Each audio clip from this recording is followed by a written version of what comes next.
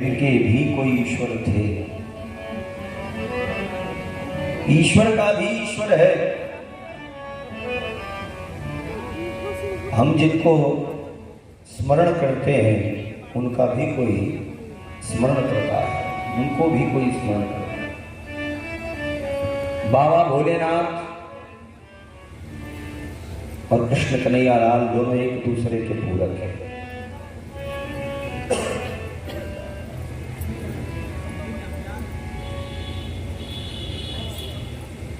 कल की कथा में आप सब कहाँ थे परीक्षित जी?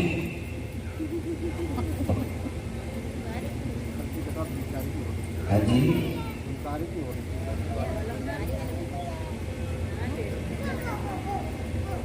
सही बोल रहे हैं। हमें लग रहा है आपने चीटिंग करी है, बगल वाले से पूछ।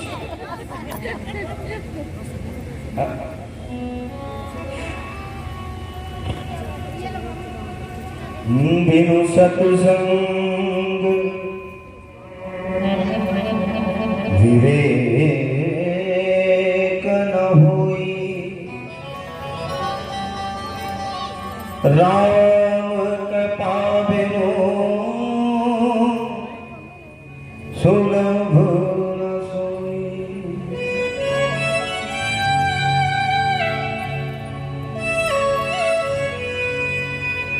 जहाँ सुमति तहाँ संपत्ति नाना,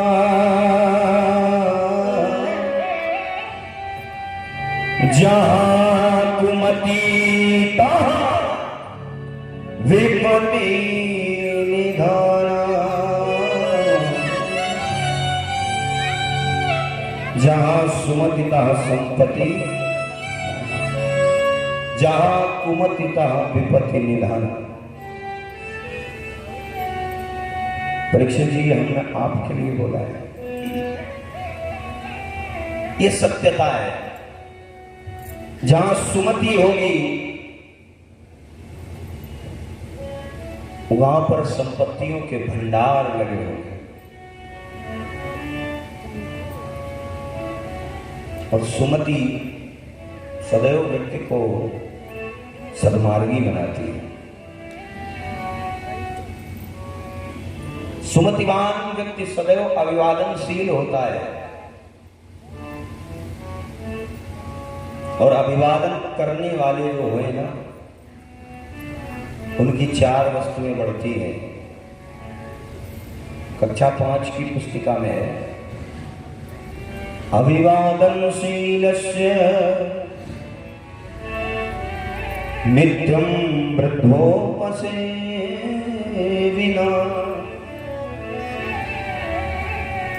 चत्वारि तस्य वर्धन्ते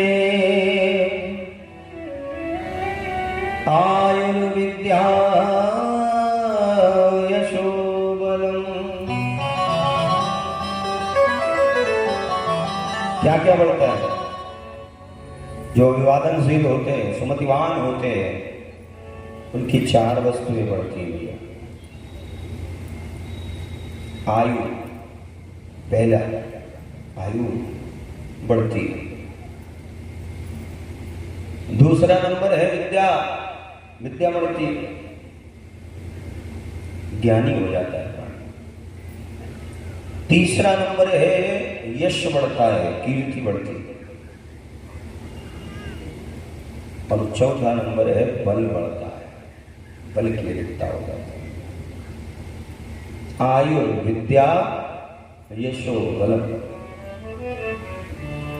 जब व्यक्ति सुमतिवान होगा ना तो अभिवादनशील भी होगा, और जहां कुमति होगी, मैंने कल बताया आपको कि जहां पर कुमति का निवास होगा वहां पर नाना भांति की आपत्तियां विपत्तियां आएंगी।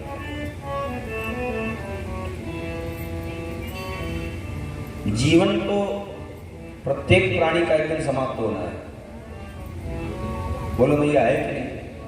सभी को एक दिन जाना है। जिस समय हमने जन्म लिया ना, उसी क्षण हमारी मृत्यु ने भी जन्म लिया। जब प्राणी का जन्म होता है उसी क्षण उसकी मृत्यु का भी जन्म होता है। समय आने पर दोनों का मिलन होता है। तो जो आया है वो जाएगा, परंतु करनी ऐसी करो, ऐसे कर्म करके जाओ संसार में, यहां से जाने के बाद लोग आपके लिए रोए, आपके लिए आंसू बहाएं। ऐसे कर्म करो।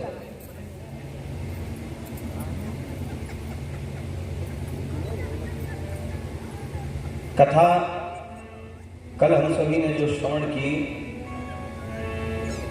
धुंधकारी के लिए विमान आया,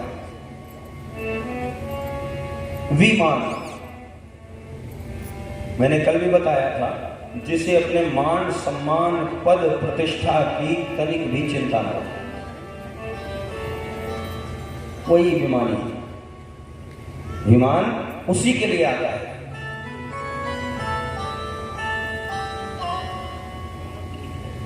और जिसके ऊपर माया मोह का पर्दा पड़ा रहा, जो आसक्तियों में फंसा रहा महाराज, उसके लिए कभी कुछ नहीं हो सकता।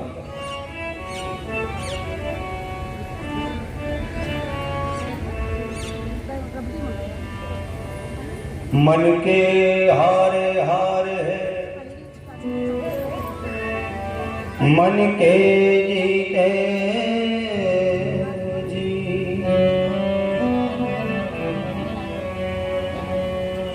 मन को पवित्र रखिए, निर्मल रखिए। कल मैंने एक चर्चा सुनाई थी आपको, महाराज संत रैदास, इससे कुछ सीखिए। मन पवित्र, मन निर्मल, मन शुद्ध, तो परमात्मा की प्राप्ति संभव है। और ये मन जो है ना, ये हमारे कंट्रोल में नहीं रहता भैया, ये वश में नहीं होता। जिसने मन को अपने वश में कर लिया, बस समझ लो उसने ईश्वर को पा लिया। अच्छा, बैठे हैं यहाँ कथा में और मन रखा घर में, बोलो है? किनको किनको मन घर में रखो है?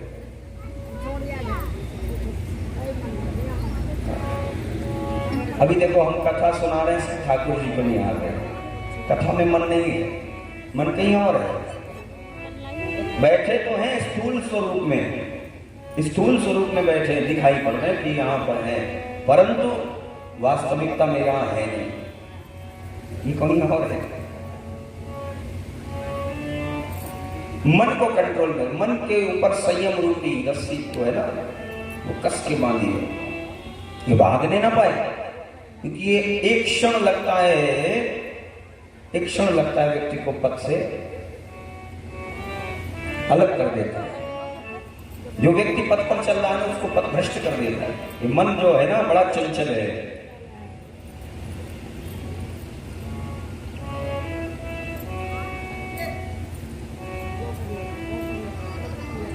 एक बड़ी सुंदर चर्चा याद आ गई। एक राजा है, इस राजा के पास में एक बकरा था। राजा ने नगर में घोषणा कर दी कि जो भी मेरे इस बकरे को संतुष्ट करके लाएगा, इसकी भूख को जो भी शांत कर देगा, मैं उसे अपना आधा राज्य दान में दे दूंगा। बड़े दूर दूर से लोग आ रहे हैं। साथ ही साथ राजा ने एक और घोषणा की, जो भी इस कार्य में विफल सिद्ध हुआ उसका शीश भी धड़ से अलग कर दिया जाए। अगर हार गया तो राज्य नहीं मिलेगा, परम धाम की प्राप्ति हो जाएगी। तो लोग आ तो रहे हैं परंतु डर के मारे जा नहीं रहे। कुछ लोग आए, प्रयोग किया, परंतु निष्क्रिय सिद्ध हो गए। ये क्या करते हैं? दिन भर गए, जाकर के बकरे को चराया, बकरे ने घास चरी और जैसे ही सायंकालीन मेला में चरा करके वापस लौटे राजा के पास, और राजा ने मंगवाई हरी हरी घास। अभी बकरा खड़ा है, दिन भर चल के आया, परंतु जैसे ही राजा के हाथ में इसने हरी घास देखी तो हरी घास को देख करके फिर मुंह चलाने लगा, खाने लगा। ये बकरा कौन है? ये बकरा हमारा मन है, ये मन रूपी बकरा है। इसको जितनी इसकी इच्छाएं पूर्ति करोगे ना उतनी ही बलवती हो, और इसकी भूख कभी मिटती नहीं, इसकी भूख कभी समाप्त नहीं होती। आज जब सारे विफल सिद्ध हो गए, ये चर्चा एक प्राणी एक व्यक्ति के पास में पहुंची कि महाराज के पास में एक बकरा है और ये बड़ा आसक्तिमान बकरा है, इसको जितना खिलाओगे ये संतुष्टि नहीं होगा।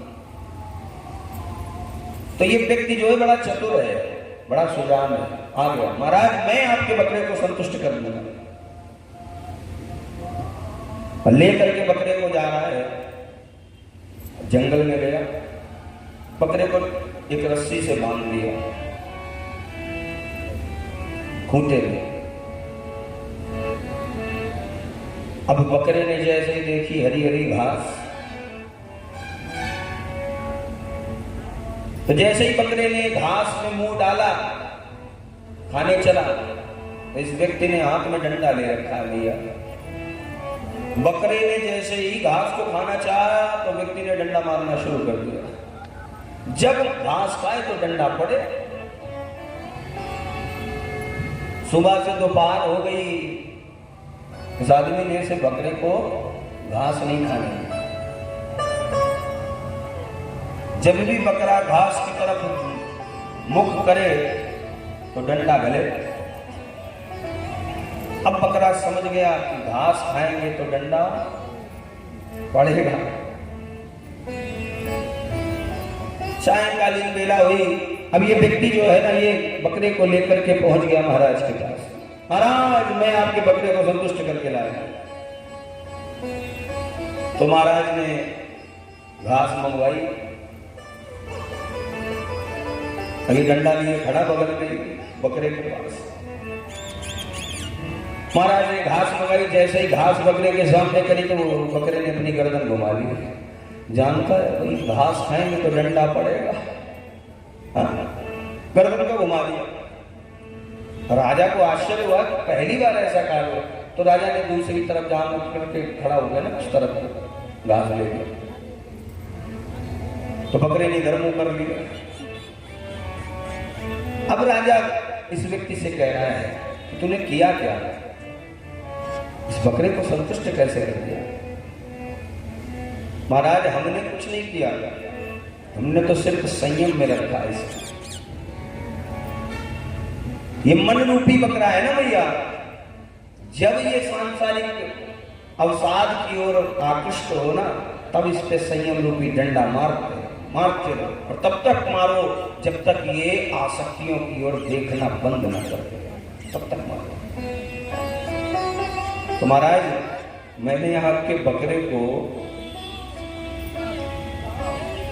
घास से शत्रुता करवाई कि अगर ये घास खाएगा तो मार खाएगा।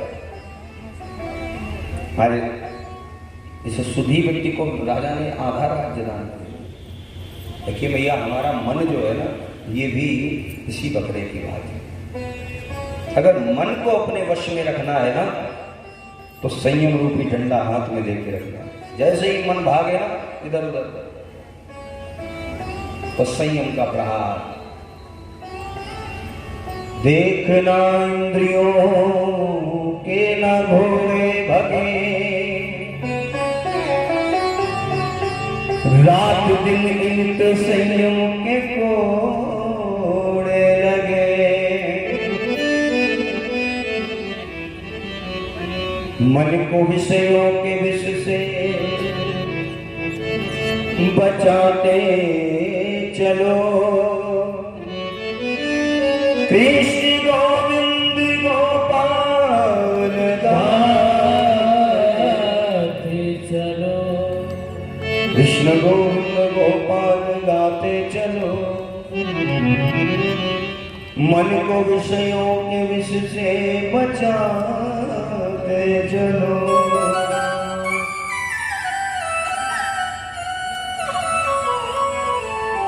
देखो भैया,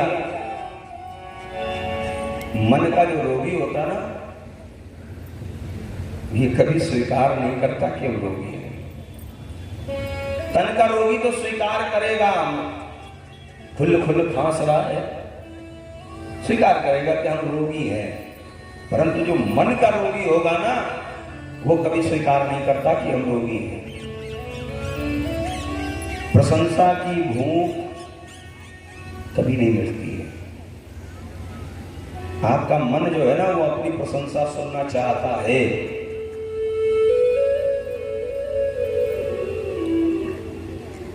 स्वयं नारद जी को भी मोह हो गया एक बार।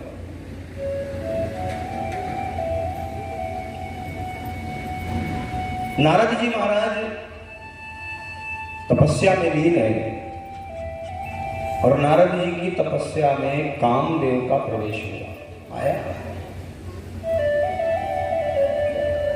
परंतु नारद जी पर काम का लेश मात्र भी प्रभाव नहीं हुआ।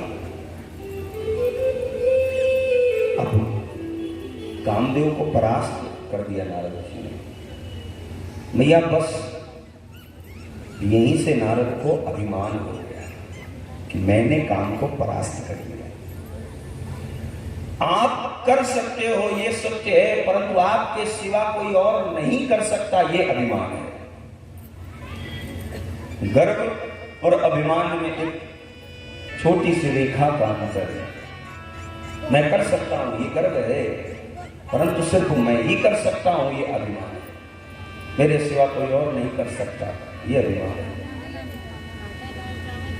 नारद जी ने तो अभी काम को परास्त किया, बाबा भोलेनाथ ने तो काम को भस्म कर दिया।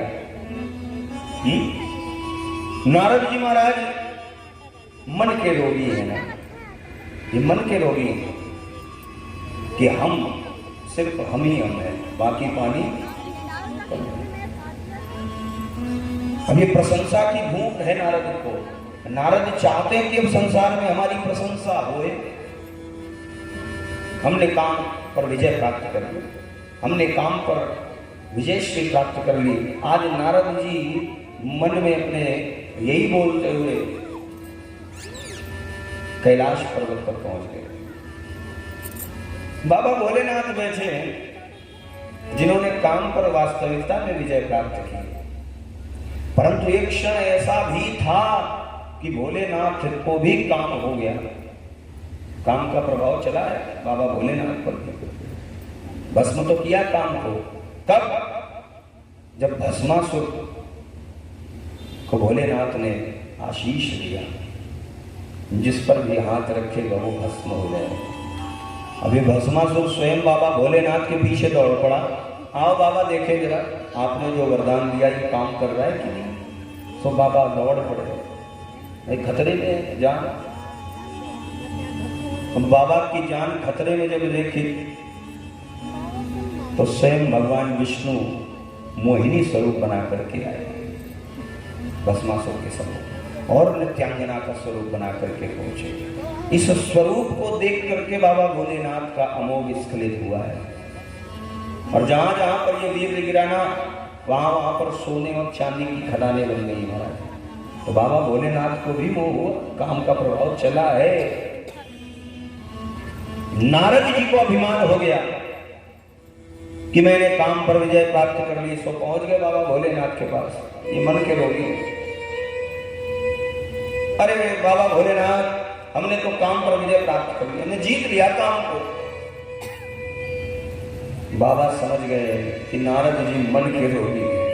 इनको अभिमान हो गया कि हम ही कर सकते हैं, हमने कहा दूसरा कोई नहीं कर सकता। बाबा भोलेनाथ ने सोचा कि नारद जी का भला होना चाहिए। नारद जी को ये अभिमान हो गया कि हमने काम पर विजय प्राप्त कर ली, और अभिमान जो है नारद जी जैसे संत को शोभा नहीं देता। तो बाबा भोलेनाथ ने नारद जी से कह दिया, ये नारद, ये जो बात आपने हमको बताई है ना, ये बात आप कहीं भगवान विष्णु से मत बता देना, उनसे मत बताना। अब नारद जी को लगा कि भगवान भोलेनाथ चाहते हैं कि नारद की ख्याति संसार में न हो। देखो भैया, कि बाबा भोलेनाथ चाहते हैं कि नारद का भला हो, परंतु नारद जी ने सोचा कि बाबा चाहते हैं कि हमारी प्रसिद्धि ना हो, हमने काम पर विजय प्राप्त कर ली है, चर्चा किसी को पता न चले। इधर नारद जी ने बाबा भोलेनाथ को प्रणाम किया और पहुंच गए अपने आराध्य, अपने इष्ट भगवान श्री हरि के चरणों में प्रणाम किया। प्रभु, हमने काम पर विजय प्राप्त कर ली, हमने काम को जीत लिया।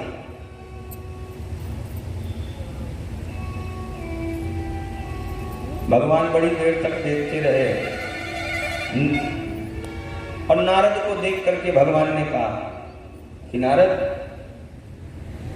तुमने काम पर विजय प्राप्त की, ये बहुत अच्छी बात है, ईश्वर करे तुम्हारा भला हो।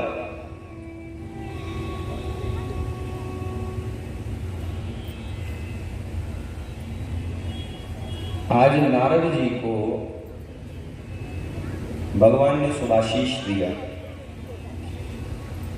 कि नारद तुम्हारा भला हो।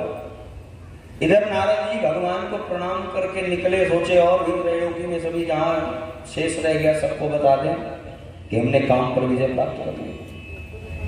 अस्तु मेरी मैया नारद जी जैसे ही चले,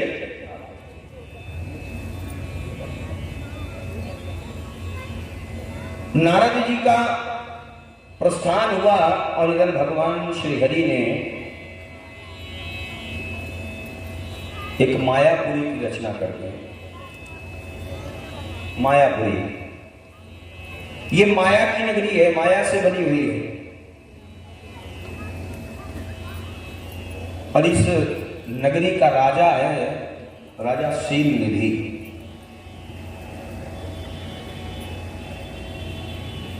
मैया, इस नगरी की जो राजकुमारी है उसका नाम है विश्व मोहिनी, स्वयं लक्ष्मी मैया है। सिर्फ नारद जी के ज्ञान चक्षुओं को खोलने के लिए भगवान ने ये लीला रची है। नगर की राजकुमारी का नाम है विश्व मोहिनी, स्वयं लक्ष्मी मैया। नारद जी ने देखा बड़ा सुंदर महल है तो प्रवेश किया। राजा शील निधि ने नारद जी का स्वागत किया, सुंदर यथेष्ट सम्मान दिया और नारद जी को बिठा दिया आसन पर। नारद जी से प्रणाम करके बोले, है राजा, प्रभु, हे देव ऋषि, हमारी एक कन्या है, हम चाहते हैं कि आप उसके हाथ की रेखाएं पढ़ करके उसका भविष्य बताइए। नारद जी ने कहा, बुलाइए।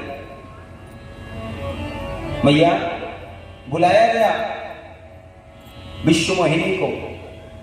और विश्व मोहिनी आई तो जैसे ही विश्व मोहिनी के स्वरूप को नारद ने देखा,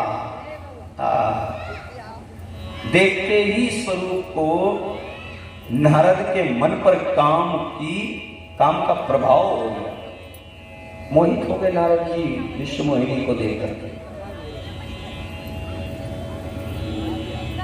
विश्व मोहिनी आई, आकर के नारद जी के सम्मुख बैठ गई। मैया, नारद जी ने विश्व मोहिनी के हस्तरेखाओं को पढ़ना प्रारंभ किया। हाथ की रेखाएं नारद जी पढ़ रहे हैं। बातें न करिए आप लोग, जो लोग आते हैं बाद में, वो आकर के चुपचाप शांति से अपना स्थान ग्रहण कर लिया करो। चाची, मौसी, जिज्जी, फलानी जो भी बैठी है सब यहीं बैठी है, कोई दिक्कत नहीं है। जब कथा हो जाए उसके बाद में परिचय कर लेना, हालचाल ले लेना, सोने का भाव भी पूछ लेना। हाँ, पर अभी कथा सुनो। कथा में विघ्न मत डालो। बोलिए गोविंद भगवान की जय हो। नारद जी ने जैसे ही विश्व मोहिनी के हाथों की रेखाओं को पढ़ना प्रारंभ किया तो इस हस्तरेखा में लिखा हुआ है, जो भी विश्व मोहिनी को वर्ण करेगा वो संसार पर राज्य करेगा, शासन करेगा। उसे कोई हराने वाला इस संसार में नहीं होगा। अद्वितीय सर्वांग सुंदर पुरुष आकर के विश्व मोहिनी का वर्ण करेगा।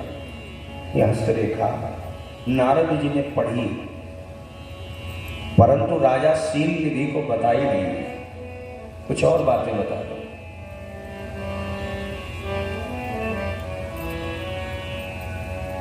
मन का रोगी नारद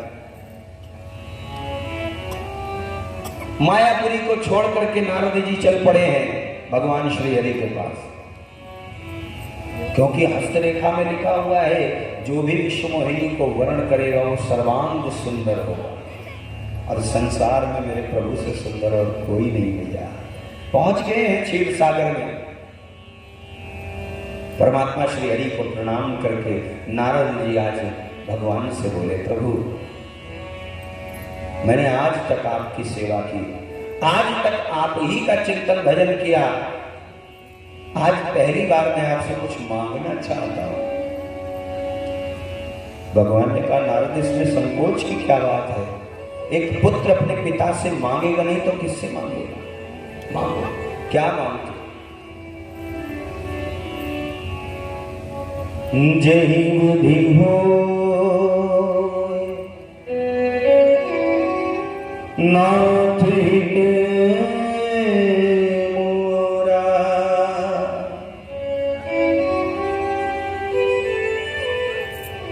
करहूं सुबे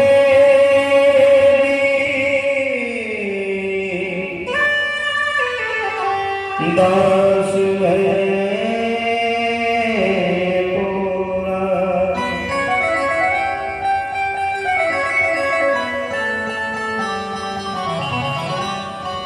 प्रभु।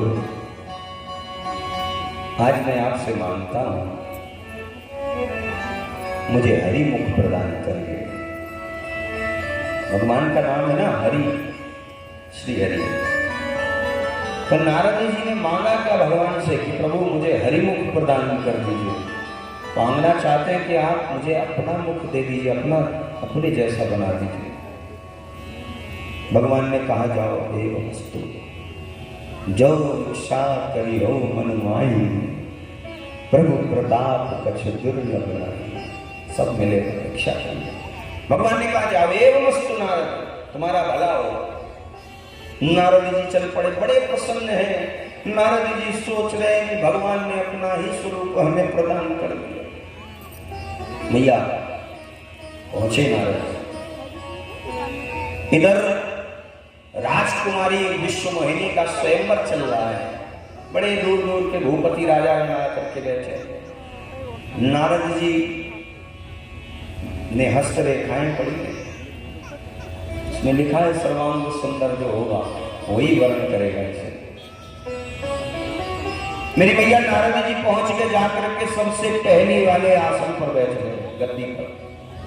बोले देखो ज्यादा दिक्कत ना हो, विश्व मोहिनी को अधिक परिश्रम न करना पड़े, ज्यादा चलना ना पड़े, हम पहले ही उसे मिल जाएं।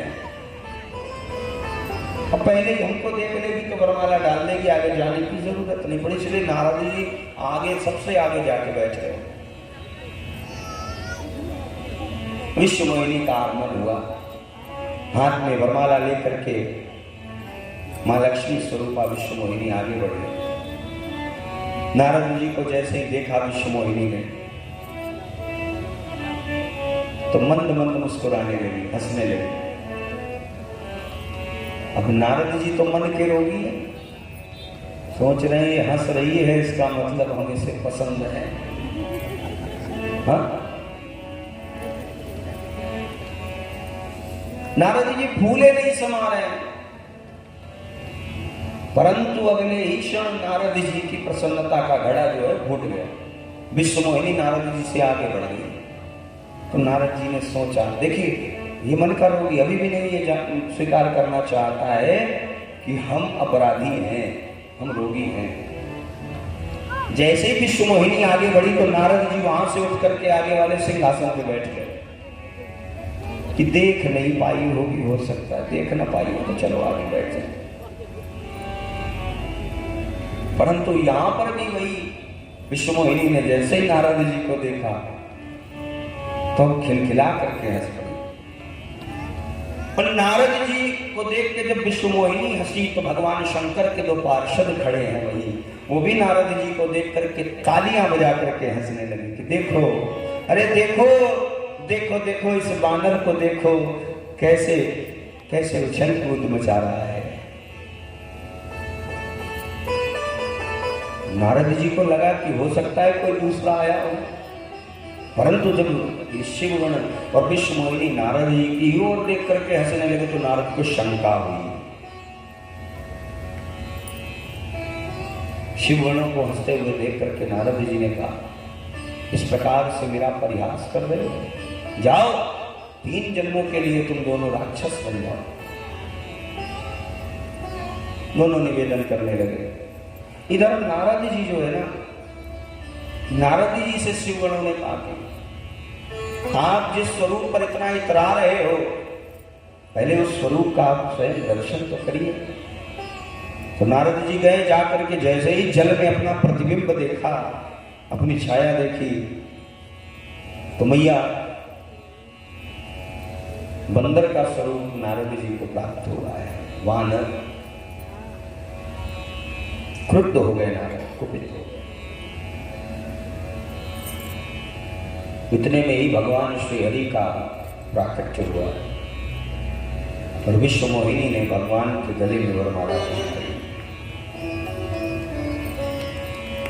मैया ये दृश्य देख करके नारद का जो अभिमान है ना, वो क्रोध में परिवर्तित हो गया। काम, क्रोध, लोभ, मोह, मद, माया, मत्सर, ये सप्त वृत्तियां व्यक्ति के हृदय में रह गई। नारद का अभिमान क्रोध में परिवर्तित हो गया। भगवान को देखा, विश्व मोहिनी के हाथों से भगवान के गले में वरमाला पड़ी। अच्छा, अब मुझे याद हुआ कि आपने मेरे साथ में छल किया। मैंने जीवन पर्यंत सिर्फ आप ही का भजन किया, उसके परोक्ष में मैंने एक बार आपसे सिर्फ हरिमुख मांगा तो आपने मुझे वानर का स्वरूप प्रदान किया। भगवान ने कहा, नारद तुमने हरिमुख मांगा था, तुमने विष्णु स्वरूप तो नहीं मांगा था ना। अगर तुम विष्णु स्वरूप मांगते तो मैं अपना स्वरूप तुम्हें देता, परंतु तुमने हरिमुख मांगा तो हरिमुख के कई अर्थ होते भैया। हरि माने होता है वानर, हरि शब्द का एक अर्थ है मेंढक, और हरि अर्थात भगवान श्री हरि। भगवान को देख करके आज नारद को क्रोध आ गया। क्रोध में भर करके मैया नारद जी ने भगवान को श्रापित कर दिया है। यहाँ पर नारद का श्राप लगाना भगवान को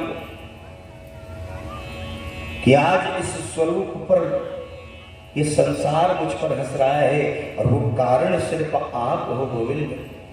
अगर आपने ये मुख न दिया होता तो ये संसार मुझ नारद पर हंसता नहीं। मैं आपको श्राप देता हूं, जिस प्रकार से मैं स्त्री के वियोग में व्यथित हो रहा हूं, जिस प्रकार से मैं पत्नी के वियोग में व्यथित हो रहा हूं, मैं आपको श्राप देता हूं, अगले अवतार में आप भी अपनी पत्नी के लिए व्यथित होकर के वन वन में घूमोगे और तब आपका दिया हुआ यही हरि स्वरूप आपकी सहायता करेगा। हे खग मृग हे मधुकर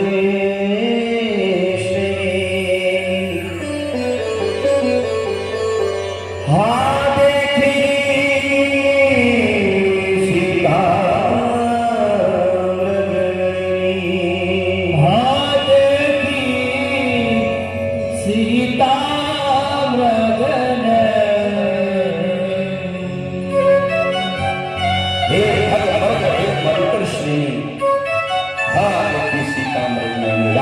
गए मैया।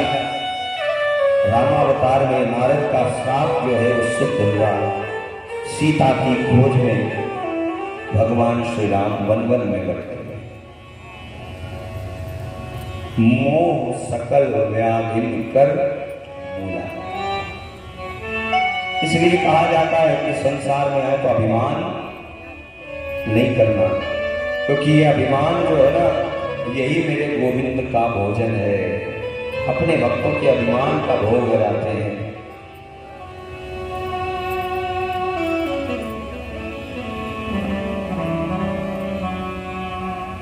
आइए आगे की कथा में प्रवेश करें।